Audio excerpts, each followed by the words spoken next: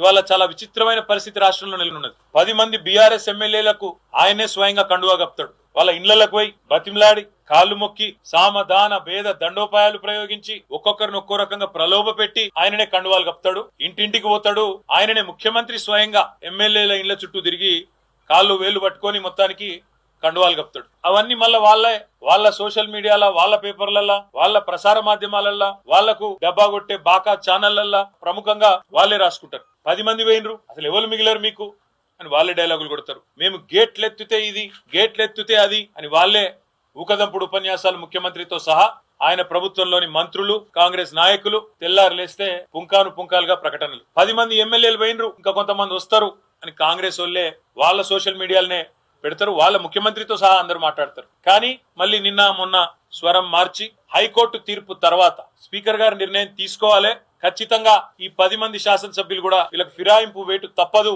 ఫిరాయింపు నిరోధక చట్టం కింద అని చెప్పి అర్థమైన తర్వాత గడగడ వణికిపోయి కొత్త డ్రామాకు శ్రీకారం చుట్టినారు. ఏం జరిగింది అసలు రాష్ట్రంలో? ఈ ఫిరాయింపులు ఎవరెవరైతే పాల్పడుతున్నారో తప్పకుండా వాళ్ళ పదవి పోతది అనే మాట మేము గల్లీ టు ఢిల్లీ చెప్పినాం. సుప్రీంకోర్టు లాయర్లను కలిసినాం. సుప్రీంకోర్టు ఇచ్చిన తీర్పులు ఉటంకిస్తూ స్పష్టంగా చెప్పినాం, స్పీకర్ గారు మీరు తప్పు చేస్తున్నారు, మీ దగ్గరికి ఒక ఫిర్యాదు వచ్చిన తర్వాత, పిటిషన్ వచ్చిన తర్వాత మీరు వెంటనే చర్య తీసుకోవాలా, ఎందుకంటే 3 నెలల లోపల నిర్ణయం తీసుకోవాలని చెప్పి సుప్రీంకోర్టు తీర్పు ఉన్నది, నిర్ణయం తీసుకోండి అని చెప్పి మేము అడిగినాం. మా సోదరుడు కౌశిక్ రెడ్డి గారు, కేపీ వివేకానంద్ గారు, జగదీష్ రెడ్డి గారు అందరు కూడా ఫస్ట్ డిస్క్వాలిఫికేషన్ పిటిషన్లు సంతకం పెట్టిందే కౌశిక్ రెడ్డి, వివేకానంద్ గారు. ఇద్దరు కలిసి ఆనాడు మొదలు పార్టీ ఫిరాయించిన దానం నాగేందర్, కడియం శ్రీహరి, తెల్లం వెంకట్రావు ఈ ముగ్గురు మీద డిస్క్వాలిఫికేషన్ పిటిషన్ ఇచ్చిందే కౌశిక్ రెడ్డి. ఏం తప్పు మాట్లాడింది కౌశిక్ రెడ్డి? ఏమన్నాడు?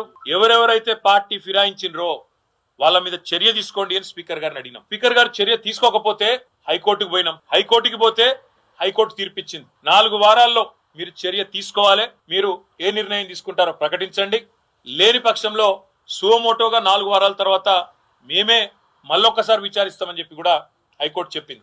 నేను హైకోర్టుకి, గౌరవ న్యాయమూర్తి గారికి కూడా హృదయపూర్వకంగా నేను ధన్యవాదాలు తెలియజేస్తా ఉన్నా బీఆర్ఎస్ పార్టీ పరంగా. ఎందుకంటే మీరిచ్చిన తీర్పు వల్ల ప్రజాస్వామ్యాన్ని గౌరవించినట్టయింది, మీరిచ్చిన తీర్పు వల్ల సుప్రీంకోర్టు తీర్పును గౌరవించినట్టయింది.